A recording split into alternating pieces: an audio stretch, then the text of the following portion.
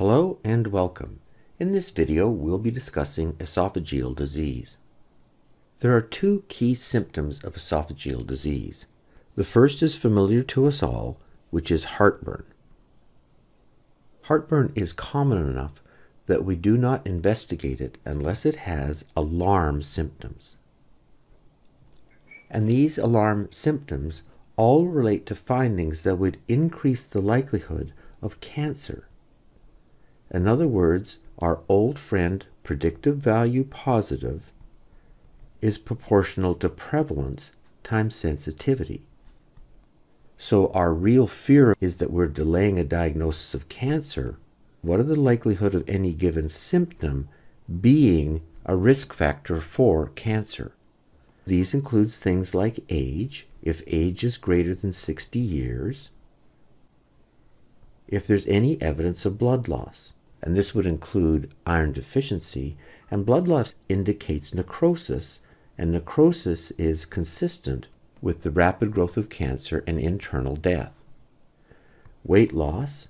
There are two ways to get weight loss in cancer. The first is a decrease in appetite, which can be due to the production of leptin-like substances from the neoplasm or cytokines like TNF-alpha, or that there is obstruction, making passage of the food difficult, or things like dysphagia. Dysphagia is the second symptom that indicates esophageal disease, and it's important in history to decide whether it's solids only or solids and liquids, because solids and liquids suggest that it's going to be a motor disease, and that's going to take us down a different diagnostic testing path than if it is solids only, because these suggest a mass in which a bolus of substance cannot pass, but liquids can. So solids only and a suggestion of mass is worrisome for cancer, the commonest mass-forming process in older people. In approaching the GI tract, there are 4 categories of disease for each segment: mouth, esophagus, stomach, and so on. And these are congenital, the acute inflammatory including infections, degenerative and autoimmune processes, and neoplasia. And this is a nice way of organizing one's thinking for this system.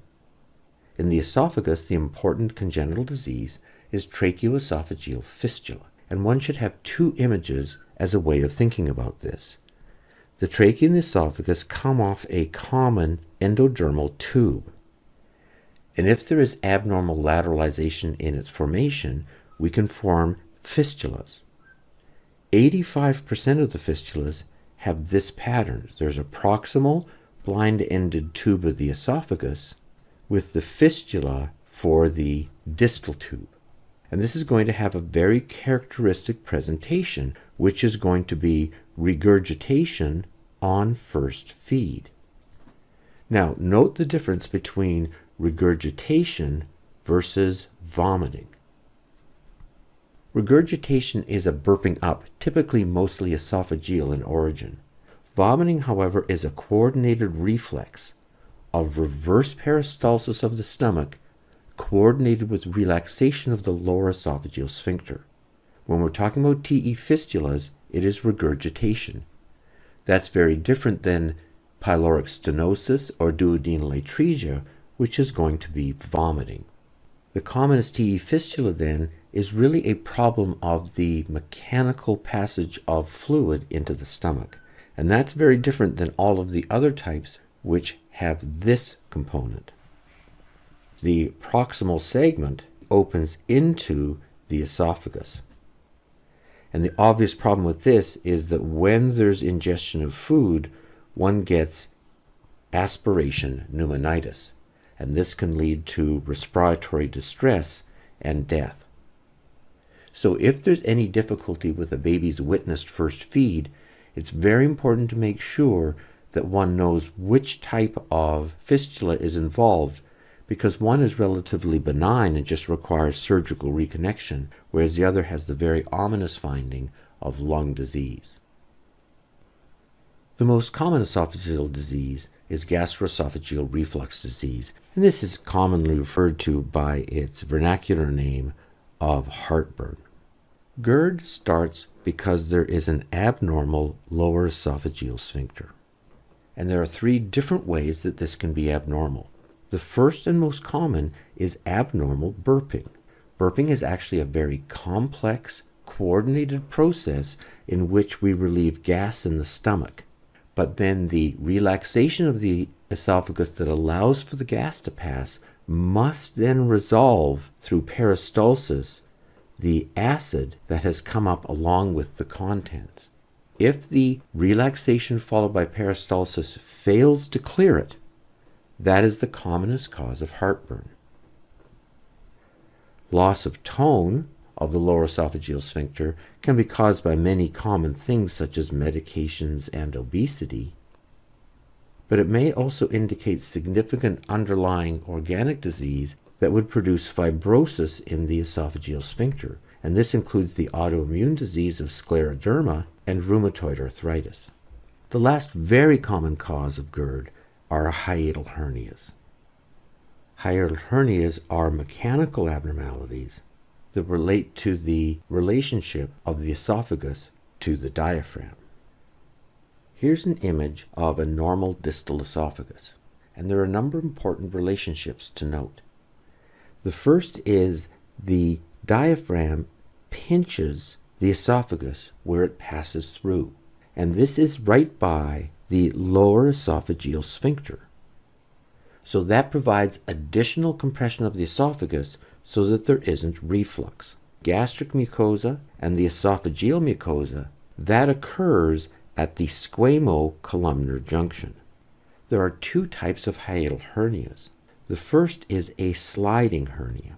There is a laxity of the ligament that attaches the esophagus to the diaphragm, and that permits the esophagus to rise up through the diaphragm, leaving a part of the stomach above the diaphragm. So this would be where our lower esophageal sphincter would be found. And this then becomes the antrum of the stomach, which can trap acid contents from the stomach, and this causes heartburn. The second is a paraesophageal hernia. This has a laxity that, rather than sliding the esophagus up, permits the fundus of the stomach to come up beside the esophagus, and this then traps acid gastric contents, but now it's in the fundus, which is above the diaphragm. This pinching is a problem because this can cause incarceration, necrosis, and catastrophic problems in the diaphragm. Greater than 90% of hernias are sliding hernias, however, and so it's mostly a matter of managing the heartburn. Heartburn classically presents with an acid discomfort in the epigastrium and chest. It does not need to be investigated typically unless there are the alarm symptoms which suggest cancer. There are a number of surprising symptoms that should be noted. The first is in the mouth. Patients will often complain of a metallic taste. Sleeping at night, there can often be aspiration into the bronchial tree, and patients can present with wheezing, remarkably suggestive of asthma. And last, this is part of the differential diagnosis of chest pain, and it can easily mimic angina. The physical exam is non-contributory, and testing isn't needed unless there's features to suggest cancer. And in this setting then, one will go looking by direct exam of endoscopy. The major complication of GERD is the formation of Barrett mucosa. If we think about our normal esophagus, the glandular epithelium of the esophagus passes through the diaphragm, and right below this is the lower esophageal sphincter, which then joins into the stomach.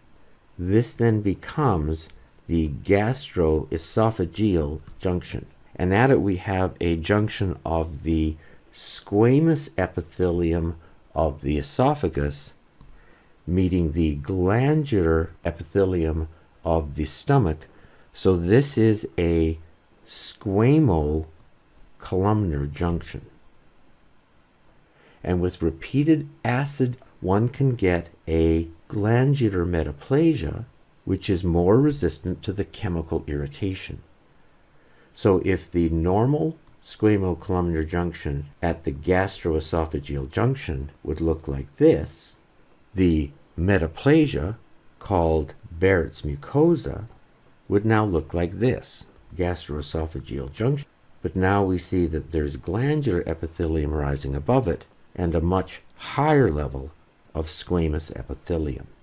If this increase in metaplasia is greater than 2 to 3 centimeters, that is then defined as a Barrett mucosa. Its significance lies in the fact that a specific subtype of it has a risk of cancer, and that is with the formation of goblet cells. These are individual mucin-producing cells, and if your Barrett mucosa has goblet cell metaplasia, they have to go on to routine screening to prevent cancer, which will go through the usual dysplasia sequence. The treatment of GERD involves lifestyle changes of diet and raising the head of the bed and losing weight, and the decrease of acid production. There are 2 effective ways of doing this. There are H2 blockers, which are cheap and safe, and then there are the protein pump inhibitors like omeprazole, which are more effective but carry a higher risk of complications and treatment. Mallory-Weiss tears occur in the distal mucosa of the esophagus at the gastroesophageal junction. This is caused by forceful vomiting, as is seen with alcohol use and bulimia. The patients present with hematemesis, and one can do endoscopy to see the torn mucosa. The natural history is benign and self-limited as long as there isn't significant blood loss. Mallory-Weiss tears occur here in the mucosa of the distal esophagus, and they occur as a transmucosal mechanical fracture. That is different than a Boerhaave tear.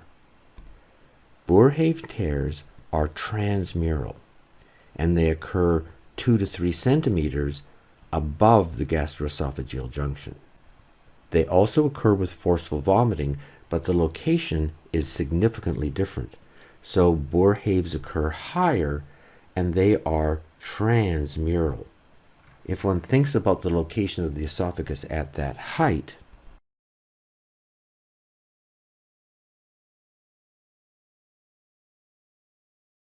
the esophagus comes posteriorly to the junction where it joins the stomach, a tear right here goes into the mediastinum.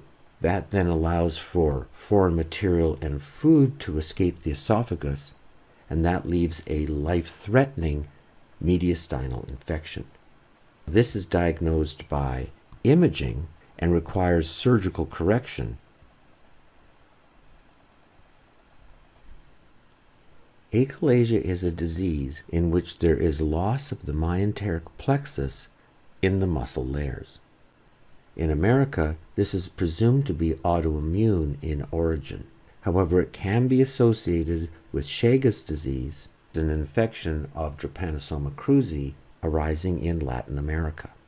The myenteric plexus is necessary for the coordination of swallowing. If one starts here in the pharynx, it joins to the esophagus at the upper esophageal sphincter, and then passes down the esophagus to the lower esophageal sphincter, which passes through the diaphragm and joins the stomach. If one swallows, that will have a very characteristic pattern. The voluntary contraction of the pharynx is coordinated with a relaxation and then contraction of the upper esophageal sphincter. The relaxation allows for the passage of the food and then the subsequent contraction prevents reflux. This contraction will then proceed as peristaltic waves down the esophagus until it reaches the esophageal sphincter, which has a high resting tone that will then relax and reform after the food passes into the stomach. When we talk about the structure of the esophagus, the upper third is skeletal muscle and the lower 2/3 is smooth muscle. It is the smooth muscle that is regulated by the myenteric plexus, so that in Chagas disease, the pharyngeal contraction will be normal and the skeletal muscle of the upper esophageal sphincter will remain the same. But as one gets into progressively more smooth muscle, one will see a loss of the peristalsis. And then the key problem is there is a high resting tone in the lower esophageal sphincter and it does not dilate. And it's this lower esophageal sphincter with its increased tone and its inability to relax that creates most of the problems, because the food then starts to accumulate in the distal esophagus and then one sees dilation above it. So that if one looked at a barium swallow, it would have this appearance, and the radiologists called this the bird's beak. Achalasia presents with dysphagia, and as this is a motor defect, it is both liquids and solids. The natural history is one of chronic progression, and that leaves two problems. The first is one of the ability to swallow food, but the second is that the food can back up in the esophagus and lead to aspiration. The treatments are based in opening the lower esophageal sphincter, and that can be done either with forcible mechanical dilation or injection with Botox. The presence of all this food stuck there for long periods of time does give a slight risk of squamous cell carcinoma if there's no effective treatment. Esophageal varices occur because there is an increase in portal tension. And the commonest cause of this in America is going to be cirrhosis, two commonest causes being alcohol and viral infections. And the increased portal vein hypertension leads to characteristic anastomotic portosystemic junctions. This can be thought of in a single image. The portal vein joins at the hilum, and it joins from a number of veins from the gut. The first is the left gastric, and the left gastric is going to go and join to the systemic esophageal veins. And these esophageal veins drain into the azygous vein, which empties into the superior vena cava. The other key veins are the splenic, which results in splenomegaly, the superior mesenteric, and the inferior mesenteric. The inferior mesenteric supplies the superior rectal veins, which form the systemic anastomosis with the inferior rectal veins, which drain into the systemic system, and these can result in the formation of hemorrhoids. The last of the junctions drain to the wall of the abdomen, and these are the paraumbilical veins, which join to the epigastric veins of the wall. So the three key anastomoses are the esophageal varices, the hemorrhoids, and the caput medusa around the umbilicus. The presentation is painless hematemesis, and it can be quite dramatic. On physical exam, the key evaluation is for hypovolemia, and then diagnosis is made by endoscopy. The prognosis is very serious. A third of patients with bleeding esophages will die with each episode. The treatment is really threefold. First, to make sure that there is volume replacement. Second, to stop the bleeding by either fulgurating or clipping the bleeding varices. And then lastly, to see if it is worthwhile decreasing the portal vein hypertension. There's no standard drug for this, but it includes drugs like octreotide, vasopressin, and somatostatin.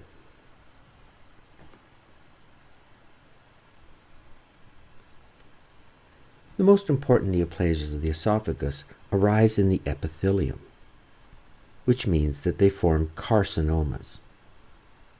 And they can be organized by whether they are squamous cell carcinomas or adenocarcinomas. Epidemiology is different for the two. Squamous cell carcinoma is much more common in countries outside of the United States. Males get it more commonly than females, and it's a disease of older people, and the age is usually over 50 years. Adenocarcinoma is the most common histologic type in the United States because of heartburn and presumably associated with obesity. Males are greater than females, and it occurs at a younger age, often in the 40s. Risk factors are different between the two. Squamous cell carcinoma arise in the association of ethanol and smoking. These two together are not additive, they are synergistic. HPV infections of the squamous epithelium can lead to squamous cell carcinoma, and we've noted that there's a small rise from the chronic inflammation associated with years and years of achalasia. Adenocarcinoma, by comparison, arises when GERD gives rise to Barrett's mucosa, which is a glandular epithelium, especially in the setting of goblet cell metaplasia. Squamous cell carcinomas arise in the squamous epithelium, so they are much more commonly found in the mid-esophagus. Adenocarcinoma arises in the glandular epithelium of the Barrett's mucosa, which proceeds proximally from the gastroesophageal junction, so therefore they are found in the distal esophagus. The cancers present with dysphagia, and because these are mass-forming, the dysphagia initially is for solids only until there is complete occlusion.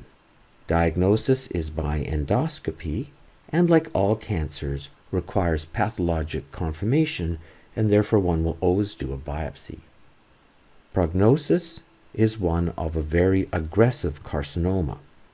Prognosis is always proportional to stage, which is defined by the characteristics of the tumor, lymph node spread, and distal metastasis. Esophageal cancers have a less than 50% 5-year survival if the tumor has gone beyond the full thickness of the esophagus or there are positive lymph nodes. That brings us to the end of this tape. Thank you for your attention, and we'll see you with the next discussion in the GI system of the stomach.